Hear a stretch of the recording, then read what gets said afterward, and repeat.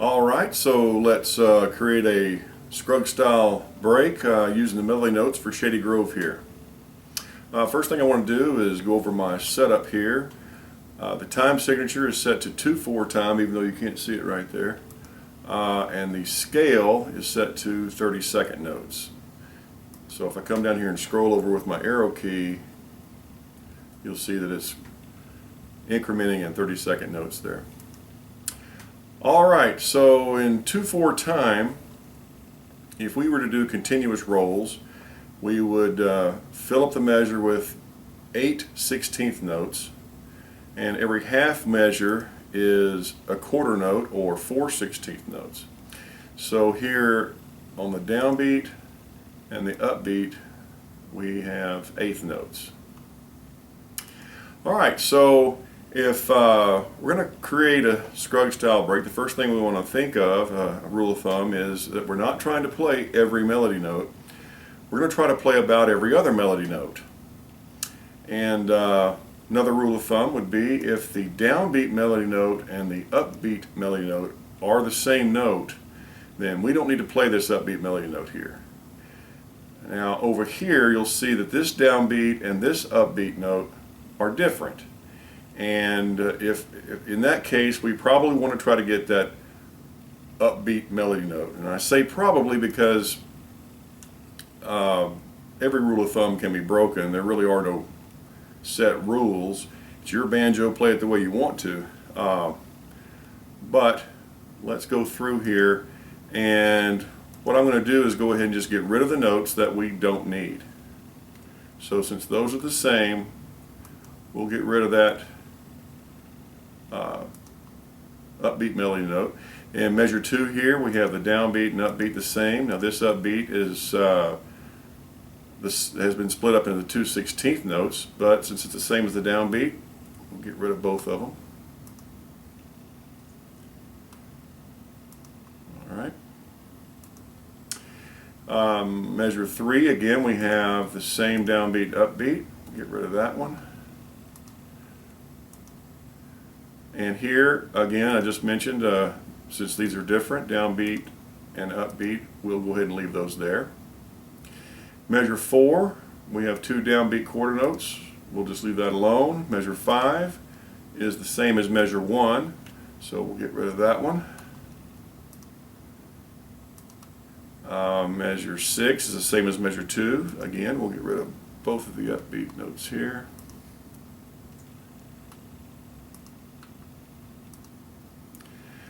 Seventh measure, again we have the same downbeat and upbeat. Here we have different downbeat upbeat. We'll leave those alone. And measure 8, we have 2 quarter note downbeat melody notes. We'll leave those where they are. Alright, so the first melody note in measure 1 is the second string or B note, and so when you go to get a melody note, there's a few ways to do it. Of course, you could just hit that melody note straight up and then keep rolling, or we could use a left hand technique to get that note. And every time I see the second string as the melody note, I think of the slide on the third string from the 2nd fret to the 4th fret, because that's the same note at the 4th fret as the open 2nd string, and use either an alternating thumb roll or a reverse roll with that to get that measure. Well, the alternating thumb roll would be the first half measure. A reverse roll would cover the whole measure. But right now let's just go ahead and go with an alternating thumb roll, and that's a 16th notes, 2/4 slide. Now a lot of times you'll see a 2/3 slide in tablature, and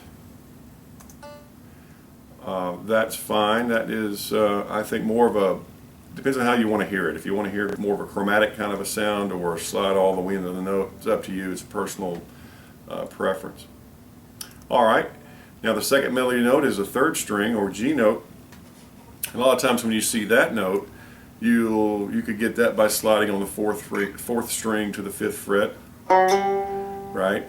And but in this case, I'm thinking of, since the next note is also on the third string, I'm thinking, well, we might want to do a slide there, maybe not, but right now let's go ahead and just set this up as a just another alternating thumb roll to finish off the measure.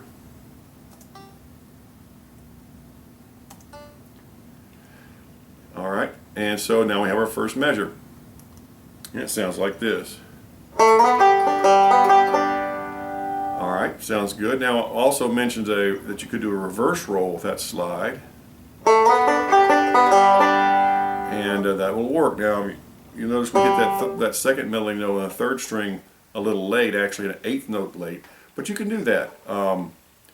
Nothing wrong with that. So keep that in mind, and we're going to keep doing that for every measure. I'll come up with more than one way to do each measure, and so that's another variation to the song. So by the time we're done, there's multiple different variations of the song you're going to be able to play.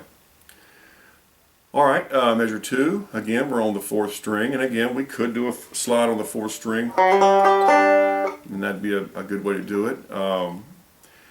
But I notice a pattern here. When you go from the 3rd string to the 4th string melody notes, if you've ever played Cripple Creek, the way a lot of teachers teach it, you have a lick in there where you do a push off on the 3rd string 2nd fret, and you end up on the 4th string 2nd fret, and sounds like this, right? And that's going to walk down to that 4th string, which is the next note. All right, so I like that. Let's go ahead and put that in here. And that's a 2 alternating thumb roll. Come down and hit the 4th string 2nd fret. And that is going to be a 32nd push off.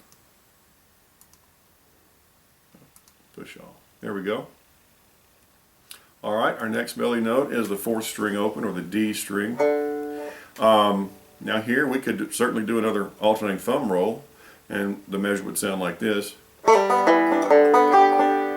Could do that. But we could also do just an 8th note pinch. And sometimes I just like to break it up. We don't always have to do continuous rolls through the whole thing, so I kind of like that. Maybe just do an 8th note pinch here. All right. And now here, again, we have the next in the 3rd measure. The next melody note is the 4th string again. Now here we could just do an alternating thumb roll. We could do another pinch, I assume, obviously, but since we just did one, let's just do this one.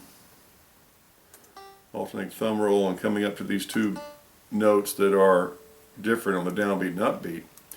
Now here, since the next melody note is the 4th string at the 2nd fret, we could do a hammer-on, right? And just fill in the notes in between those 2 8th notes,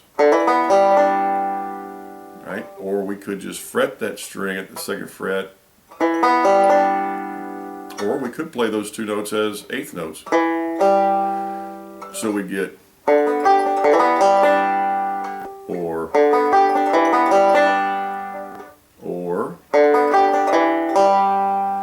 Alright, so that's a bunch of choices there. I think I'm just going to go with fretting it and doing an alternating thumb roll.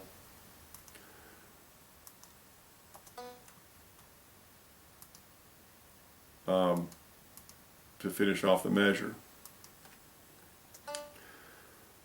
Alright. So now the 4th measure, we have 2 melody notes on the 2nd string again. And here we could certainly do the alternating thumb roll and the slide like we did in the 1st measure. Just do 2 in a row. And that would sound good. But since we've already done so many alternating thumb rolls already, I'm thinking I might kind of want to mix it up a little bit. This would be a good time to do that alternating, reverse roll to fill up the whole measure. And we'll actually be getting that 2nd melody note a 16th note late. I'll show you that in 1 second.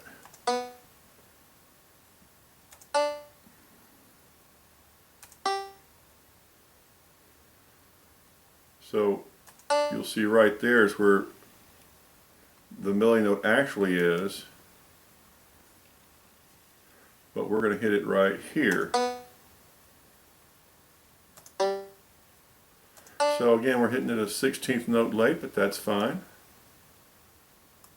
And slide. All right. So the fifth measure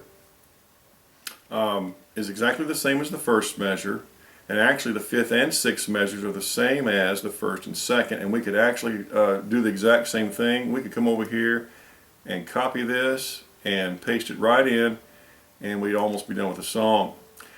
But I'm thinking I'd like to do a little bit more with it, and there's a standard Scruggs lick where we do that, a reverse roll, and we do a slide on the second fret, third string to the third fret, and come up and fret that first string at the second fret,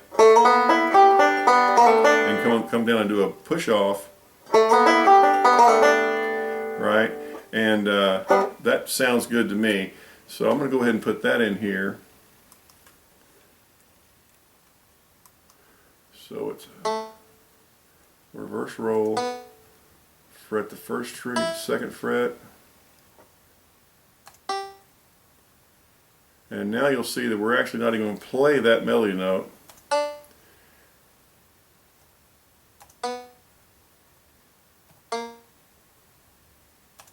But that's all right. You can do that every now and then. And this is a 30-second push off, and then we also have a 30-second slide here. Alright, so again, we're not hitting that second melody note, but you can do that.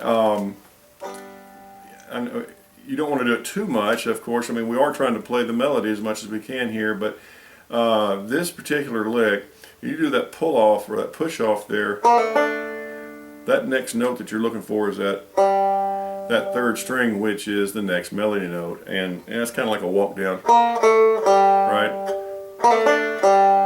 Right. So that works pretty good there. All right, the sixth measure again is the same as the second, and we could do the same thing except the push off. Since we're coming off this push off here on in the fifth measure, that would lead to this string being open. So we could do the same thing but without the push off of the second measure. So we can still do a walk down,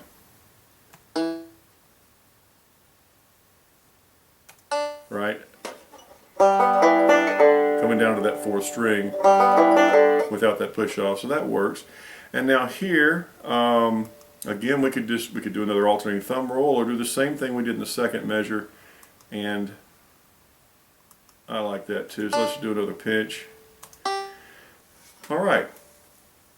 So now we're to the seventh measure, the D chord here, or the 5 chord, and a lot of songs do this where at the end of a verse or chorus you'll go from the 1 chord to the 5 chord back to the 1 chord, and this 5 chord here, or this D chord here, is a place where you're going to hear a lot of improvisation. Instead of playing the exact melody notes, you'll just throw in a D lick that lasts a measure. And a very common one is this double hammer-on, right, and which leads right into that G note in the 8th measure there. Or another one, something like this. So there's a lot of different licks you could throw in here and not even touch the melody notes. And again, this is where you're going to hear a lot of that. You could do a single string, right, a lick. Again, there's a lot of them.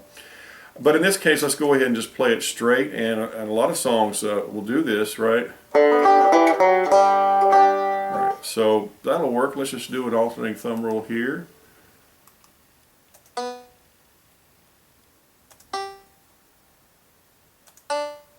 And these two notes we could do kind of like we did in the third measure, add notes between them, something like that.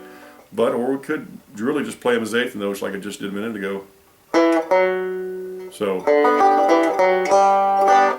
that sounds fine to me. And a lot of times at the end here, you'll just do pinches. Again, we could do something else like roll through this or throw a lick in, but we can just end this with pinches, no problem.